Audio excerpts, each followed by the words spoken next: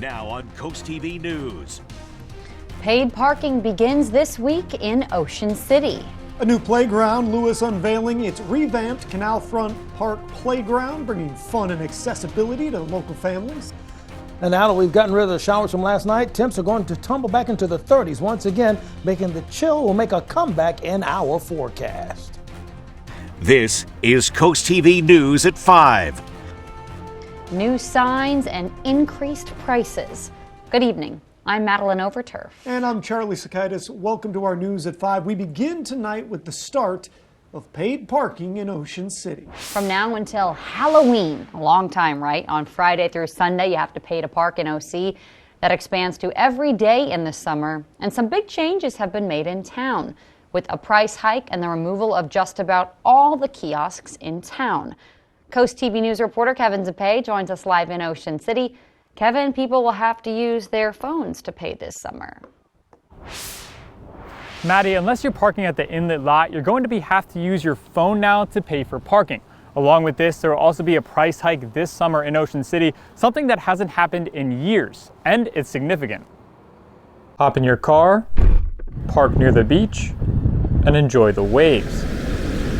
That's what people are starting to do now that we're finally in warmer weather. But prices to park here are higher than ever, with a 50-cent increase in town and a $1 increase at the inlet lot. Something Kenneth Kershaw says is a bad idea. You want to drive people away, you want to make them over to Virginia Beach, or you want them to stay here in Ocean City.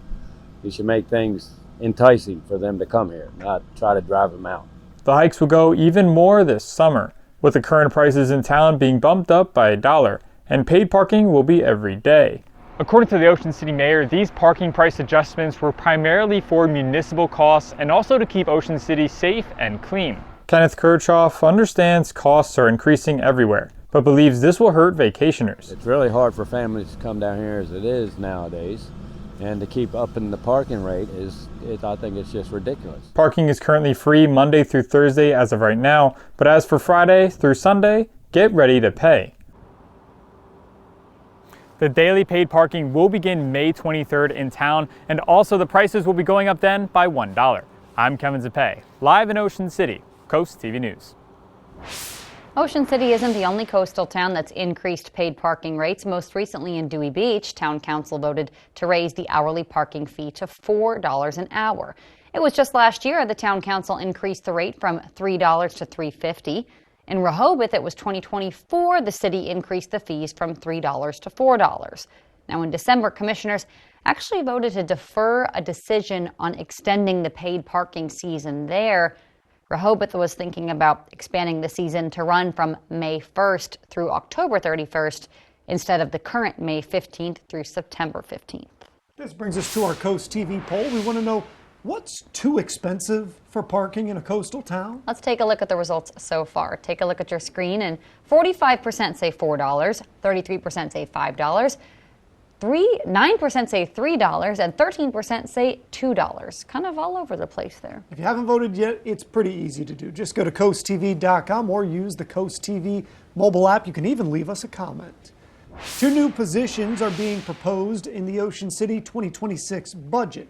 These 2 positions would be called code enforcement officers, whose sole purpose is to make sure codes are being followed in town, whether that's on the boardwalk or short-term rentals. One local thinks these positions are essential to keeping the boardwalk safe. We need that sometimes. I mean, it would keep stuff from being on the boardwalk, intruding into the boardwalk where people walk. The council will further discuss the budget this week before making any decisions. After talking about OC, here is a live look into the town. Let's check in with our First Alert Chief Meteorologist, Paul Williams. Paul, it was let's call it an exciting night.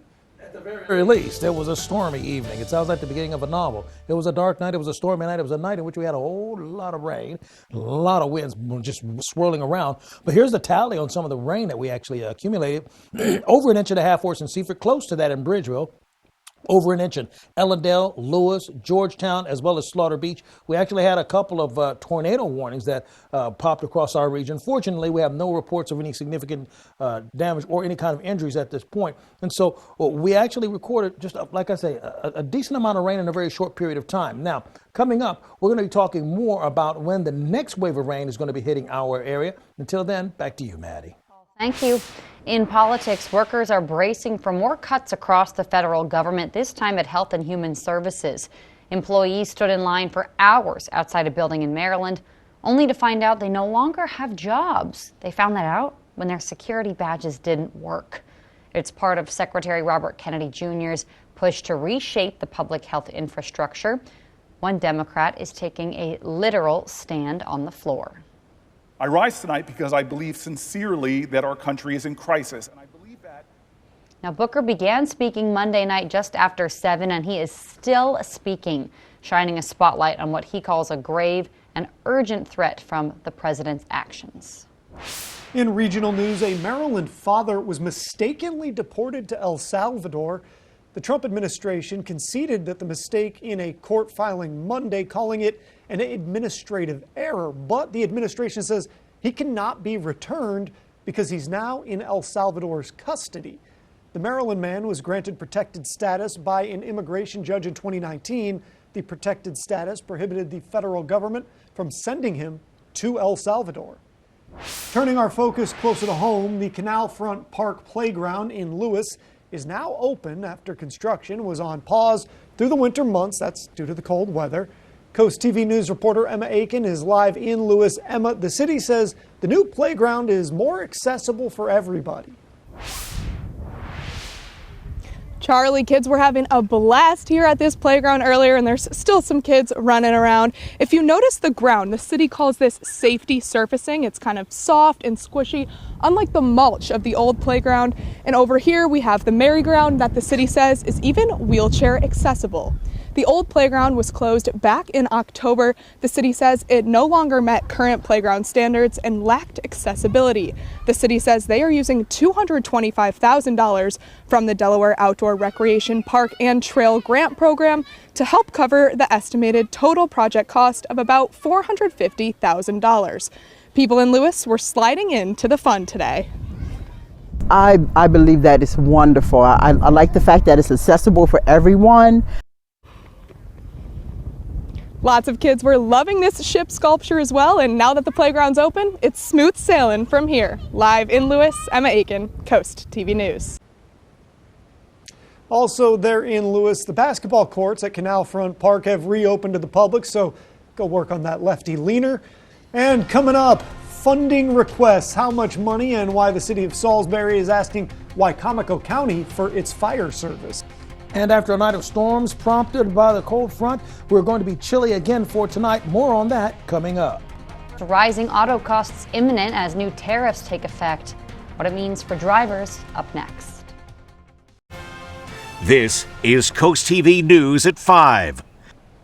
New tariffs on imported cars and auto parts are set to take effect this week, potentially driving up costs for both new and used cars. Karen Kafa shows us how these tariffs could affect car buyers, repairs, and even gas prices across the country. President Trump's 25% tariffs on imported vehicles and parts are set to take effect on Thursday and could create a market for new cars similar to pandemic-era supply chain scarcity with a more costly pinch. Autos have done nothing but increase in cost.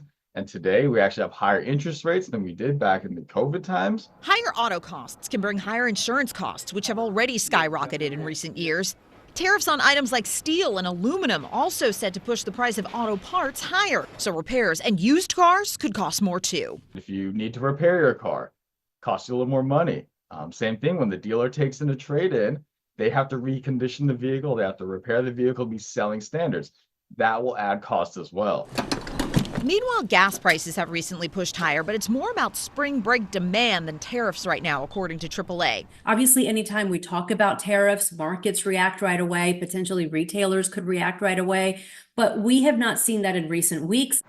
AAA says tariffs on imports from Canada could squeeze drivers in the northern portion of the country. Northern states, states in New England, along the Midwest, all those states that are closest to Canada do rely on gasoline from Canada in many cases. So they could be seeing some effects. But AAA also notes the national average is about 40 cents lower per gallon than this time last year. In Washington, I'm Karen Kafa.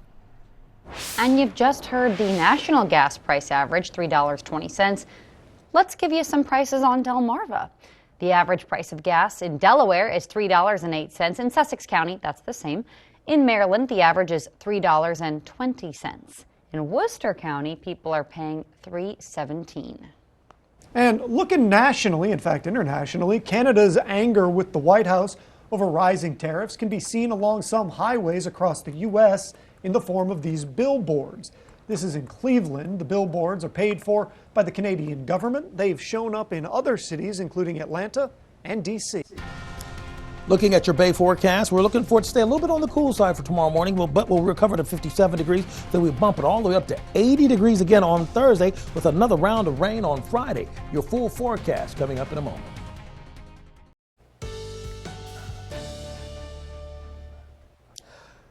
Well, everything's very calm and clear skies for right now. It wasn't quite that same story for last night when we had to handle and get through a couple of tornado warnings. But we've gotten through it pretty safely and not have any recordings of any significant damage or any kind of injuries thus far have been reported. Our tunnel and razor camera in Lewis, we're holding at about 53 degrees. Now, the winds are right now pouring out of the north at about 11 miles per hour. We are expecting for the temperatures to stay pretty steady in the 50s till the sun goes down. Then we'll start falling into the 40s, and eventually we will actually touch the 30s because we have the chill coming back into full effect. Now, speaking of the storms that we had yesterday, although our primary concern was the winds and the possibility of tornadoes, we did record some precipitation. We had over an inch and a half, 1.6 actually in Seaford, just shy of an inch and a half in Bridgeville, over an inch in Ellendale, Lewis, Georgetown, and just over an inch for us actually in Slaughter Beach. But not just there. We also recorded just shy of an inch for us in Millsboro and Delmar at 0.98, 0.87,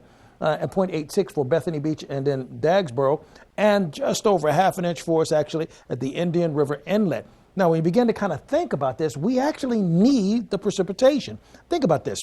I mean, now we're almost 2 inches beyond our normal rainfall total for the month. We're at 5.81 inches. Our norm is about 3.8. So we're accumulating more rain in 2025, and we're about close to 2 inches beyond the norm for this time of the year. And why is that important? We are still reportedly abnormally dry in Georgetown, Millsboro, Selbyville, Ocean View, Fenwick Island, Ocean Pines, Pittsville, and Delmar, but we're at moderate level of drought in Bridgeville as well as Seaford. So we need that rain. And we're very dry at this particular point. Now, the winds whipping around is not helping out either. I mean, we have significant amounts of winds kicking in for us with small craft advisories in effect along the coast for us near Ocean Pines, as well as Ocean View and up towards Lewis, watching out for 25-mile-per-hour winds. The winds are pushing out of the north for right now. And overnight, we're going to drop back into the 40s, 30s, 39 in Greenwood, Seaford, as well as Delmar and over towards Salisbury. So we take a look at our future cast. We start off in the 40s, into the 50s, mid-50s for Wednesday. Now, things change dramatically for us on Thursday. We start off in the 60s and we end up 81. Look at that. That's a summer-like day with winds coming out of the south, setting us up for a juicy atmosphere, possibility of rain for Friday. For Ocean Pines down to Snow Hill, we start off in the 40s on Wednesday, mid-50s for Wednesday afternoon. But Thursday in this area, also the same. We start off near 60 in the morning, then we bounce up to 80 to 81 throughout Snow Hill, Newark, Berlin, Ocean Pines, and Willards. So we have another very unusually warm day expected for us. Now, as you take a look at the next 4 to 5 days, once again, we need the rain. We go from 24 to 34 to 45% chance of rain for Thursday, Friday, and Saturday. And we'll still have a lingering chance, at least a 25% chance of rain on Sunday. And I'm trying to keep that simple there so when you take a look at our beach forecast, you'll notice the temperatures are going up and so will our chances of rain. 71, a bit so soggy for us in Chincoteague. Then over towards Ocean City, we go from 53 to 66 to 68 and scattered showers. And in Lewis, we're going to go from 78 on Thursday to 71 on Friday. So we'll drop a little bit, but the precipitation will step into the picture as well. Now, when we take a look at Friday, here's a look at what we're expecting with our future cast. Friday going into Saturday, we see scattered showers. And then as we go into, let's say, Monday, we're looking for a healthy slice of rain to move across the entire Delmarva Peninsula. And even though the rain's sort of a drag, and I know we're looking forward to the sunshine, remember, we actually need this precipitation. Here's a look at your 7-day forecast. So we're looking at a chance of rain 4 days in a row. Friday, Saturday, and then on Monday, too. Bit like Paul telling us to eat our vegetables. Sometimes you got to do it. The city of Salisbury is asking Wicomico County for more money for its fire service. The Salisbury Fire Department responds to calls throughout Wicomico County.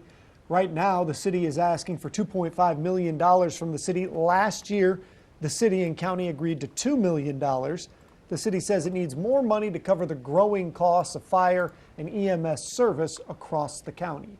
We cover 3 districts for them, and fire is a complex and expensive 24-hour process. So it's expensive, and it's only gotten more expensive in recent years. We recognize the give and take, and we want to come to a happy medium where we feel we're contributing responsibly.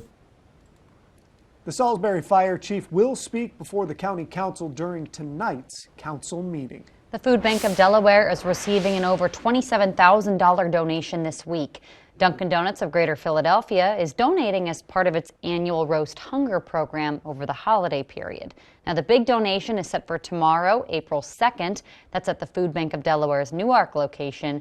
Worth noting, this comes as Delaware lawmakers have concerns over massive cuts to the nation's food bank supplies. For that story and more details, you can visit CoastTV.com. Coming up tonight on Delmarva Sports Network, right now it's Bayside Conference Softball, Decatur hosting Parkside, then catch the final score at 10:30. And on the DSN Plus app at 5:30, Sussex Central hosting Caesar Rodney and girls soccer. At the same time, Indian River taking on Delmar, also in soccer. Then at 6:30, Cape Henlopen is home with Smyrna. Coming up, TikTok is almost out of time to find a buyer again. Stay tuned on Coast TV News at 5. The future of TikTok is uncertain as a potential ban in the United States could be just days away. TikTok's parent company, ByteDance, is on the hook to sell the app's U.S. operations by Saturday, April 5th, or they'll face a ban here in the United States. This after President Trump extended the deadline in January. Right now, there are several potential buyers. In January, TikTok took itself offline for about 14 hours after the initial sale or ban deadline passed with no deal. According to the Wall Street Journal, DoorDash and Uber are calling on Republican lawmakers to have the Trump administration's no tax on tips pledge include people who deliver food and drive ride shares. However, most ride share drivers are independent contractors, not employees, which means the bill wouldn't apply to them. Some tax experts have blasted the proposal, saying it will highlight inequity with other workers who don't get tips, like security guards and custodians. Happening now, employment opportunities in the U.S. are down. The number of job openings, it fell to 7.57 million in February. That's according to the Bureau of Labor Statistics job openings and labor turnover survey just released. At the beginning of the year, the number of available jobs was 7.76 million. U.S. employers likely pared back on their hiring plans in February, due in part to heightened economic uncertainty. As we take a live look outside into Lewis, one more check on the forecast after the break. Coming up new on Coast TV News at 6, a tulip celebration in Lewis. We're going to have a live look into the annual event and what you could expect this year. If you need a reason to smile today, this could be it. Here's video of astronaut Sunny Williams reuniting with her dogs after coming home from the unexpected 9-month mission to space. Oh, you can see how happy those dogs are. Williams posted this on social media saying, "Best homecoming ever." That's pretty cool. All right, our Tendo's Casual Furniture camera, we are absolutely gorgeously clear at this point. We're going to stay that way, which will actually allow for the temperature to drop kind of rapidly overnight. We're in the 50s right now. We'll end up in the 40s pretty quickly by 9 o'clock under mostly clear skies and the winds pushing out of the north, relatively light at about 5 to 10 miles per hour. We do have the small craft advisory until 6 o'clock at least, course, along the coast course in Sussex, and then from Ocean City all the way down towards Chincoteague at least until 7, watching out for about 25-mile-per-hour winds. Our umbrella winner, Tim McBride of Fruitland, Maryland. Congratulations, courtesy of Paul Davis Restoration Home Remodeling. And you can keep up with your forecast by calling our weather line, 443-880-9100, sponsored by the law offices of Brockstedt, Mandalis, and Federico. And finally, here's a look at your extended forecast. Notice we ping-pong back and forth like crazy, 57 to 80, and then back down to the 50s by next week. All right, Paul, thank you, and thanks for joining us here for Coast TV News at 5. For more news, more local weather, download our Coast TV News app. Inside Edition is up next. And we're going to see you later tonight for Coast TV News at 6. Have a great evening.